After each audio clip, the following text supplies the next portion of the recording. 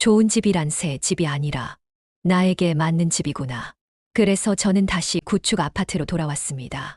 하지만 저는 단호히 말합니다.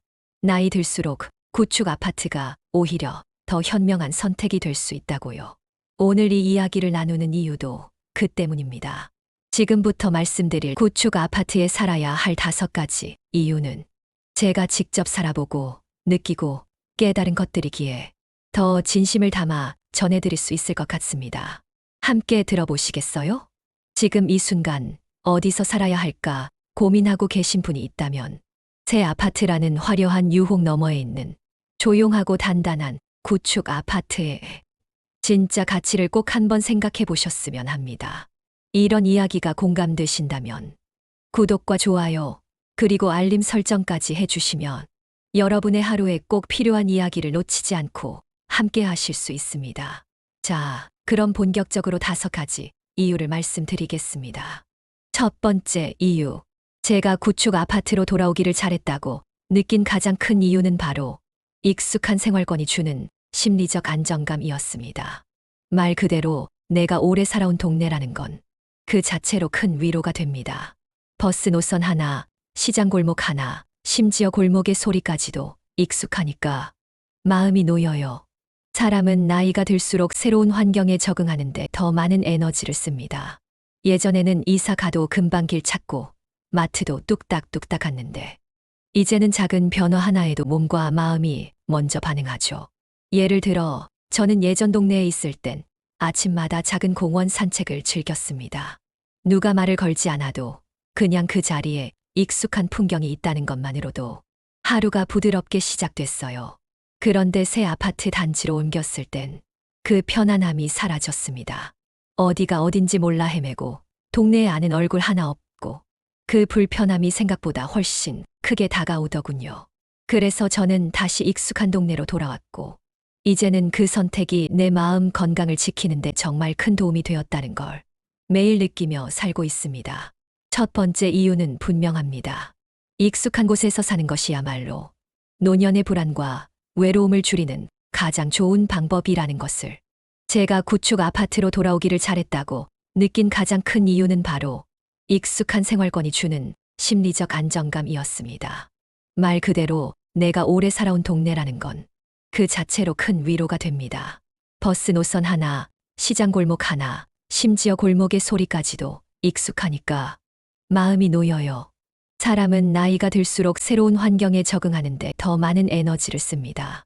예전에는 이사 가도 금방 길 찾고 마트도 뚝딱뚝딱 갔는데 이제는 작은 변화 하나에도 몸과 마음이 먼저 반응하죠. 예를 들어 저는 예전 동네에 있을 땐 아침마다 작은 공원 산책을 즐겼습니다. 누가 말을 걸지 않아도 그냥 그 자리에 익숙한 풍경이 있다는 것만으로도 하루가 부드럽게 시작됐어요. 그런데 새 아파트 단지로 옮겼을 땐 그 편안함이 사라졌습니다.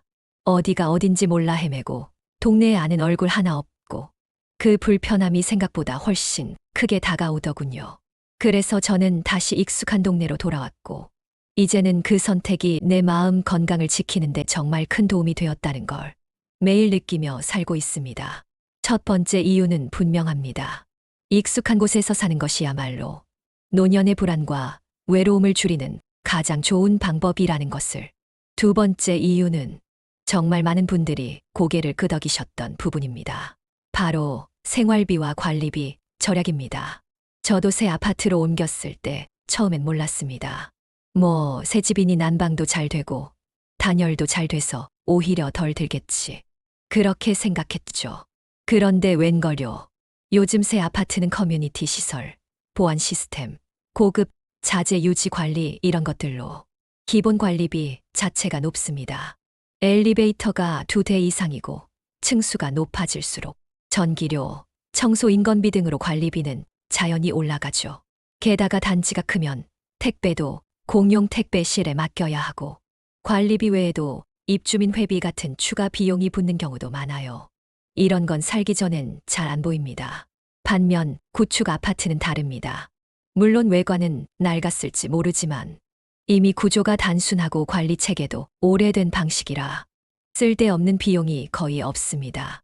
불필요한 관리 시스템이 없으니 기본 관리비가 상대적으로 낮고 난방도 익숙한 방식으로 내가 조절할 수 있어요.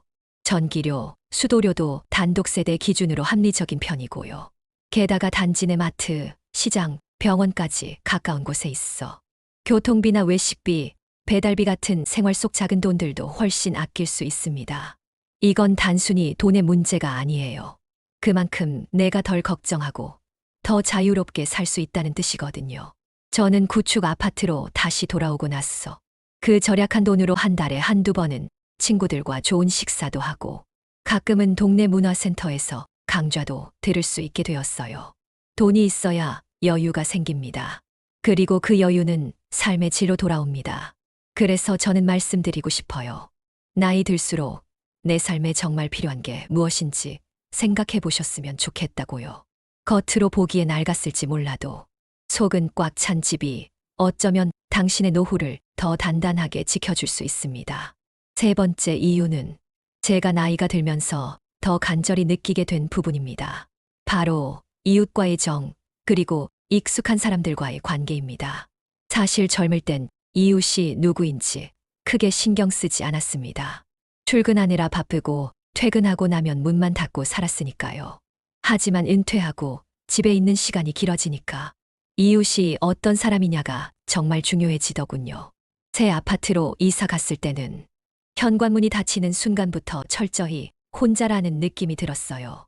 복도에서 마주쳐도 눈도 안 마주치고 엘리베이터 안에 같이 타 있어도 아무 말도 없이 스마트폰만 보고 있더라고요.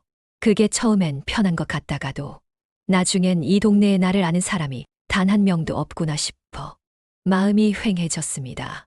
그런데요, 구축 아파트는 다릅니다. 오래된 단지일수록 사람들이 서로 알고 지낸 세월이 깊어요. 누가 언제 아팠고 누구네 손주가 놀러 왔는지도 자연스럽게 알게 되고 엘리베이터에서 한마디 인사 주고받는 그 따뜻한 말 한마디가 어쩌면 하루를 버티게 하는 힘이 되기도 합니다. 저는 지금도 집 앞 슈퍼에 가면 어이 오늘은 늦게 나오셨네 하고 먼저 인사 건네주는 사장님이 계시고 경비 아저씨는 날씨 풀리면 요즘 걷기 딱 좋을 때니까 밖에 좀 나오셔 하고 말 한마디 건네주세요.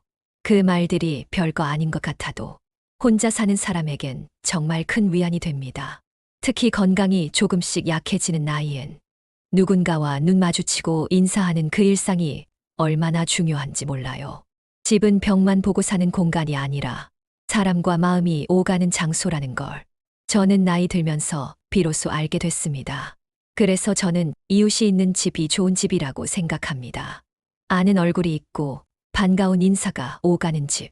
그게 바로 우리가 구축 아파트에서 얻을 수 있는 가장 소중한 가치 중 하나가 아닐까요? 네 번째 이유는 바로 동선이 단순하다는 것. 즉, 움직이는 길이 짧고 편하다는 점입니다.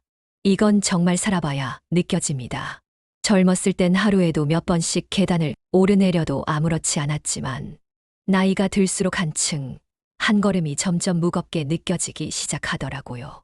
특히 무릎이나 허리가 불편해지면 엘리베이터에서 집까지 몇 걸음 걸어야 하느냐조차 하루의 기분을 좌우할 만큼 중요한 문제가 됩니다. 새 아파트는 넓고 멋지지만 그만큼 집까지 가는 길이 깁니다. 단지가 크니까 엘리베이터 타고 내려와도 주차장에서 현관까지, 현관에서 버스 정류장까지 걷는 시간이 꽤 걸립니다. 반면 제가 지금 살고 있는 구축 아파트는 모든 게 단순합니다. 주차장은 좁지만 바로 앞이고 엘리베이터도 많진 않지만 대기 시간 짧고 무엇보다 복도가 짧고 집안 구조도 단순했어. 괜히 왔다 갔다 하는 일이 거의 없어요. 아침에 현관 나가서 엘리베이터 타고 지하철역까지 5분이면 도착. 마트도 걸어서 3분, 병원은 길 건너 바로 앞. 이렇게 불필요하게 많이 걷지 않아도 되니까 몸이 편하고 마음도 한결 가볍습니다. 특히 나이가 들수록 적당한 활동은 도움이 되지만 과도한 이동은 독이 됩니다. 몸을 아끼라는 말이 아니라 몸이 불편해지기 전에 미리 환경을 맞춰두는 게 지혜라는 뜻이죠. 저는 새 아파트에 살 때보다 지금처럼 단순한 구조의 집에서 살면서 훨씬 더 덜 피곤한 하루를 살고 있습니다. 노년의 집은 발걸음을 재촉하는 집이 아니라 한 걸음 한 걸음 천천히 쉬어갈 수 있는 집이어야 한다고 생각합니다. 마지막 5번째 이유는 바로 정서적인 안정감입니다. 집이란 단순히 잠만 자는 공간이 아닙니다.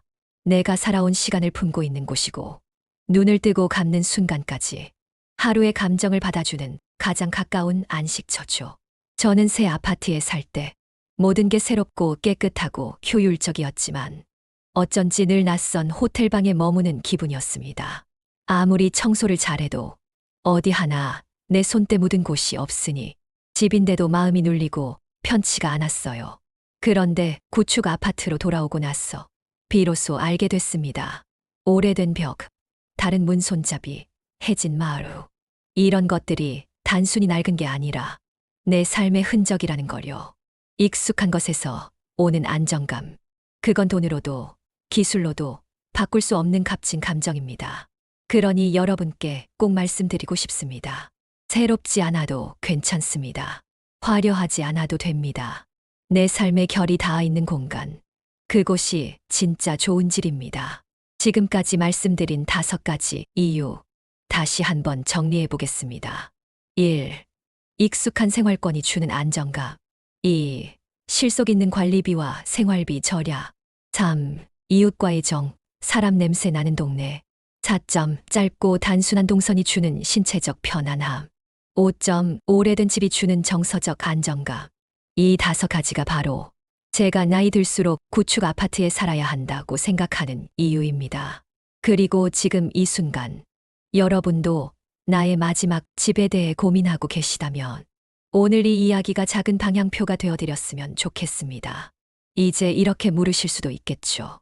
그래서요, 도대체 어떤 집을 골라야 하죠?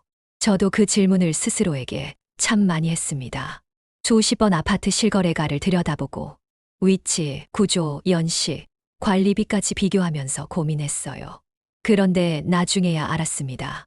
진짜 중요한 건 내게 맞는 집을 고르는 기준부터 세우는 것이라는 걸요. 남들 말, 광고 문구, 입지, 프리미엄 같은 것보다 내 삶의 리듬, 내 건강 상태, 그리고 내가 원하는 노후의 방식에 맞는 실제 기준을 정하는 게 먼저였던 거죠. 그래서 저는 이렇게 체크리스트를 만들었습니다. 그리고 지금도 누군가 제게 집을 고를 때 조언을 구하면 꼭 이 5가지 질문부터 함께 나눕니다. 1. 이 동네는 내게 익숙한가요? 자주 가던 병원, 시장, 마트, 공원, 나만의 루틴이 있는가? 2. 이 집 구조는 내 몸에 무리가 없을까요? 계단, 동선, 문턱, 욕실 높이 매일 반복될 일상을 상상해보기. 3. 이웃과의 관계가 유지되거나 새로 만들 수 있을까요? 나를 아는 얼굴이 있는지, 인사 나눌 수 있는 환경인지. 4. 관리비와 유지비는 내 생활비 안에서 부담 없는가요? 꾸준히 지출되는 비용이 스트레스가 되지 않는 선인지 확인. 5. 이 집에서 늙어갈 수 있을까? 죽는 순간까지 머물 수 있을까? 이건 제일 중요한 질문입니다. 지금은 괜찮아도 5년, 10년 뒤에도 내가 이 공간 안에서 살아갈 수 있을지를 미리 가늠해 봐야 합니다. 이 5가지를 다 만족시키는 집은 아마 없을지도 모릅니다. 하지만 내게 가장 중요한 기준은 무엇인지 먼저 명확히 해두면 그 나머지 선택은 훨씬 수월해집니다.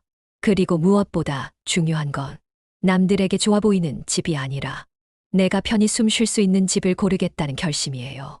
노후에 좋은 집이란 기능적으로 뛰어난 집이 아니라 내가 나로서 살아갈 수 있는 집입니다. 그러니 집을 고르기 전에 종이 한 장 꺼내어 여러분만의 체크리스트를 꼭 한번 써보시길 바랍니다. 이쯤 되면 또 이런 마음이 드실 겁니다.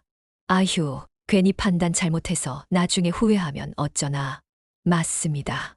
사실 주거 문제만큼은 한 번 잘못 결정하면 되돌리기 힘든 선택이기도 합니다. 특히 나이 들어 이사 한번 하려면 몸도 마음도 큰 부담이 되니까요. 그래서 오늘은 노후 주거에서 많은 분들이 흔히 하는 실수 3가지를 꼭 짚어드리고 싶습니다. 저 역시 거의 다 경험했고 다행히 그중 일부는 돌아설 수 있었어요. 여러분은 같은 길을 반복하지 않길 바라는 마음으로 정리해봅니다. 1. 남들 좋다는 대로 따라가는 선택. 이건 정말 많은 분들이 저지르는 첫 번째 실수예요. 친구가 이사 간 아파트 좋다더라. TV에서 노후에 살기 좋은 단지라고 소개됐더라. 그렇게 남의 기준에 따라 결정해놓고 막상 본인은 익숙하지 않은 공간에서 외로움과 피로감에 지쳐갑니다. 이 지금의 내 상태만 보고 결정하는 것. 집을 고를 땐 미래의 내 몸 상태를 상상하며 결정해야 합니다. 지금이 아니라 5년 후의 나에게 편한 집을 선택하세요. 삶 겉모습에 속는 선택. 이건 진짜 많은 분들이 후회하는 부분입니다. 대리석 로비, 최신 인테리어, 커뮤니티 라운지. 보기엔 좋아 보이지만 막상 살다 보면 관리비만 비싸고 실제로는 잘 안 쓰게 되는 것들이에요. 반대로 구축 아파트는 외관이 낡아 보여도 정이 있고 살림살이 하기 편하고 무엇보다 내 생활에 딱 맞는 구조가 많습니다. 집은 보기 좋은 꽃이 아니라 매일 나를 품어주는 나무 그늘이어야 합니다. 겉만 보고 속을 놓치면 그 피해는 매일매일의 불편으로 돌아옵니다. 이 세 가지 실수. 혹시 여러분도 한 번쯤 생각해 보신 적 있지 않으신가요? 지금이라도 늦지 않았습니다. 생각을 다시 정리하고 나의 기준으로 다시 방향을 잡는다면 노후의 집은 충분히 바른 선택이 될 수 있습니다. 앞서 말씀드린 것처럼 저는 새 아파트의 화려함에 이끌려 잠시 살았다가 결국 제 삶과 어울리지 않는다는 걸 깨닫고 구축 아파트로 돌아왔습니다. 하지만 그렇다고 해서 모든 구축 아파트가 다 좋은 건 아닙니다. 연식만 오래됐다고 다정이 있고 편한 건 아니니까요. 그래서 실제로 구축 아파트를 선택할 때는 꼭 체크해봐야 할 몇 가지 현실적인 기준이 있습니다. 제가 여러 번 이사를 고민하며 정리해둔 5가지 체크포인트 지금부터 말씀드릴게요. 1. 엘리베이터, 유무와 상태 확인. 구축 아파트라고 해서 전부 엘리베이터가 없는 건 아닙니다. 1990년대 이후 지어진 단지들 중엔 엘리베이터가 설치된 곳도 많고 요즘은 리모델링을 통해 나중에 설치된 경우도 많아요. 중요한 건 엘리베이터가 있느냐보다 고장 없이 잘 작동하느냐, 속도나 위치가 불편하지 않느냐입니다. 한 번이라도 멈추거나 느리면 계단을 이용해야 하는 순간이 생기고 그건 곧 외출을 망설이게 되는 계기가 됩니다. 이 단지 내 보행 환경과 접근성. 요즘은 단지 내부가 너무 넓고 복잡해서 내 집에서 정문까지 가는데도 꽤 걷는 경우가 있어요. 구축 아파트의 장점은 대부분 단지 구조가 단순하고 작다는 겁니다. 하지만 그 안에서도 꼭 체크해야 할 것은 보행로가 평평한지, 경사로는 없는지, 노인 보행자에 배려된 구조인지입니다. 특히 비 오는 날 미끄러지는 길은 위험하니 바닥 재질도 유심히 봐야 해요. 삶 가까운 병원, 시장, 약국, 대중교통 유무, 아무리 집이 좋아도 주변 인프라가 없으면 살기 불편합니다. 특히 병원과 약국, 그리고 걸어서 갈 수 있는 재래시장이나 슈퍼, 버스 정류장이나 지하철역까지의 거리. 이건 걸어서 몇 분 기준으로 직접 걸어보는 게 제일 정확해요. 지도상 거리는 가까워도 실제로는 경사가 있거나 육교를 지나야 한다면 노년기에는 큰 장벽이 됩니다. 4. 리모델링 또는 관리 상태. 아무리 구축이라도 관리 잘 된 단지와 방치된 단지는 확연히 다릅니다. 외벽이 오래됐더라도 깨끗이 도색되어 있거나 창호나 배관 교체가 이뤄진 단지라면 생활의 질이 훨씬 올라갑니다. 요즘은 주민들이 자체적으로 관리회사를 교체하거나 소규모 리모델링을 진행한 경우도 많기 때문에 단지 게시판, 관리사무소, 경비실 대화를 통해 정보 수집이 꼭 필요합니다. 5. 주변 이웃 분위기와 주민 구성. 이건 눈에 잘 안 띄는 부분이지만 살면서 가장 체감되는 중요한 요소입니다. 주변에 또래 노년층이 많고 주민들끼리 인사를 주고받는 분위기라면 그곳은 사람이 사는 동네입니다. 반대로 너무 젊은 부부층 중심의 동네나 외지 임대 세대가 많은 경우는 고립감을 느끼기 쉽습니다. 길 가다 아는 얼굴 한 명 없는 동네는 아무리 집이 좋아도 마음이 외로워집니다. 이 5가지는 저도 집을 보러 다닐 때마다 반복해서 확인했던 항목입니다. 단순히 방 구조, 평수, 인테리어만 볼 게 아니라 노후의 일상을 통째로 상상하면서 보는 눈이 필요하다는 거죠. 솔직히 말하면 저도 한때는 새 아파트가 부러웠습니다. 친구네 집에 놀러 갔다가 엘리베이터에서 내리는 순간부터 깔끔한 복도, 자동문, 바닥 난방, 심지어 거실에서 나오는 아늑한 조명까지. 와, 여기서 살면 기분이 다르겠다. 그 생각이 스치더라고요. 집에 돌아와 낡은 베란다, 창틀을 열면서 괜히 우울해졌던 날도 있었습니다. 그때부터 저 스스로에게 질문을 던졌어요. 정말 나는 새 집이 필요한가? 아니면 지금의 불편함 속에서 내가 놓치고 있는 게 있는 걸까? 그러다 읽게 된 한 연구에서 의외의 통계를 보게 됐습니다. 우리나라 60세 이상 고령자의 67%가 지금 살고 있는 집에 계속 머물고 싶다고 답했다는 자료였습니다. 새 집이 싫어서가 아니라 이미 익숙한 구조, 알고 지내는 이웃, 그리고 생활 반경 안의 병원과 시장이 주는 안정감 때문이라는 거죠. 그때 알았습니다. 제가 부러워했던 건 사실 공간이 아니라 그 안에서 편하게 보이는 삶이었단 걸요. 그래서 저는 이렇게 생각을 바꾸기로 했습니다. 비교는 잠시만 하고 지금 내가 가진 것들을 더 편하게 다듬어 보자. 지금 사는 이 집이 신축처럼 변하진 않겠지만 생활 동선 하나, 가구 위치 하나, 조명 색깔 하나만 바꿔도 훨씬 더 나답게 살 수 있다는 걸 요즘 새삼 느낍니다. 그리고 결정적으로 주거를 바꾸기보다 주거 안에서의 삶을 조율하는 게 훨씬 오래도록 지속 가능한 선택이라는 걸 깨달았죠. 요즘은 다시 이 집 참 고맙다는 생각이 듭니다. 낡았지만 따뜻하고 좁지만 익숙한 이 집이 내 노후의 기둥이 되어주고 있다는 걸요. 젊을 땐 몰랐습니다. 이웃과 인사를 나눈다는 게 커다란 의미를 지닌다는 걸요.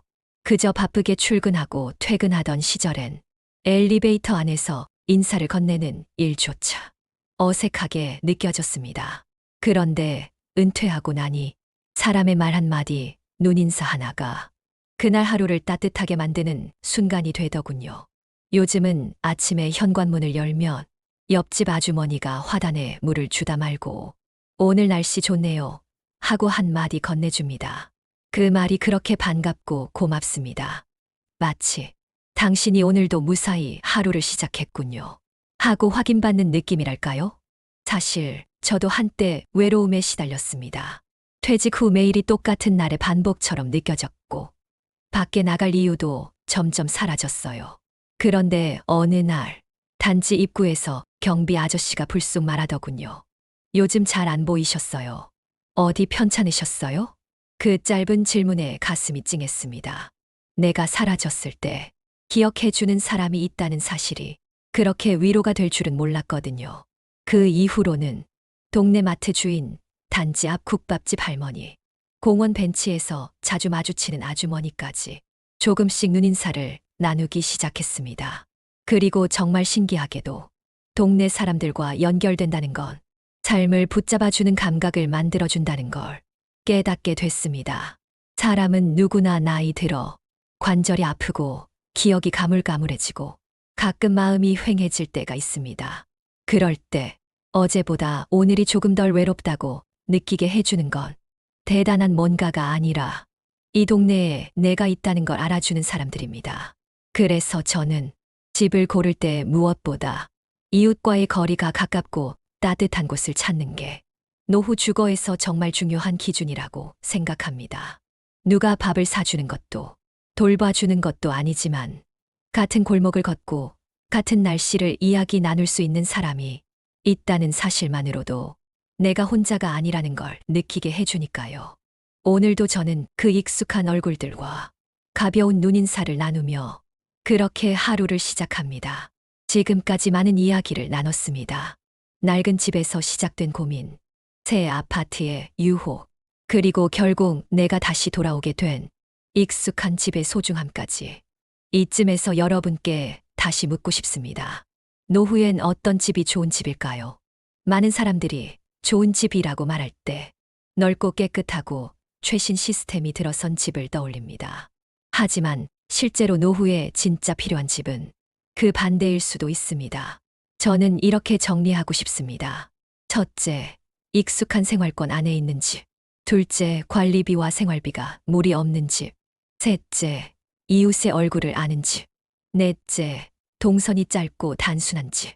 다섯째, 추억이 남아있는 집. 결국 노후의 좋은 집은 겉이 반짝이는 집이 아니라 내 삶과 맞닿은 집입니다. 그리고 그 집을 좋은 집으로 만드는 건 돈이나 구조보다 나답게 살아가겠다는 의지일지도 모릅니다. 혹시 지금 여러분도 이 집 계속 살아도 될까 고민하고 계시다면 오늘 이야기들이 작은 방향이 되었길 바랍니다. 오래된 집에서 사는 삶은 어쩌면 매일 작은 결심을 다지는 삶인지도 모릅니다. 문이 잘 닫히지 않아 불편한 날에도, 복도 전등이 깜빡거릴 때에도 나는 스스로 이렇게 말합니다. 이 집은 불편하지만 나에게 잘 맞는다. 노후란 원래 무언가를 더 갖는 삶이라기보다는 덜 불편하게 더 가볍게 살아가는 시기 아닐까요? 그리고 그 안에서 우리는 예전보다 더 많은 걸 바라보게 됩니다. 예전엔 바쁘게 지나쳤던 옆집의 인사, 햇볕이 드는 작은 창문, 집 안을 맴도는 익숙한 냄새, 잠잘 때 들려오는 낯익은 소리들. 이 모든 것이 지금 여기서 잘 살아가고 있다는 증거가 되어줍니다. 저는 이렇게 생각합니다. 삶이란 결국 더 새롭고 더 좋은 것을 찾는 게 아니라 내가 가진 것 안에서 더 깊고 단단하게 뿌리 내리는 연습을 하는 일. 그런 면에서 구축 아파트는 노후의 삶에 아주 잘 어울리는 배경일지 모릅니다. 낡은 벽처럼 시간의 흔적이 묻어 있고 그 안에서 피어난 나만의 일상이 있기에 그 집은 비로소 살아있는 공간이 됩니다. 이제 여러분께 말씀드리고 싶습니다. 지금 살고 계신 그 집, 혹은 앞으로 살아갈 그 공간이 어떤 모습이든 괜찮습니다. 다만 그곳이 여러분 자신을 지켜주고 여러분답게 숨 쉴 수 있는 곳이길 바랍니다. 그게 바로 노년의 진짜 좋은 집의 기준이니까요. 함께 해주셔서 감사합니다.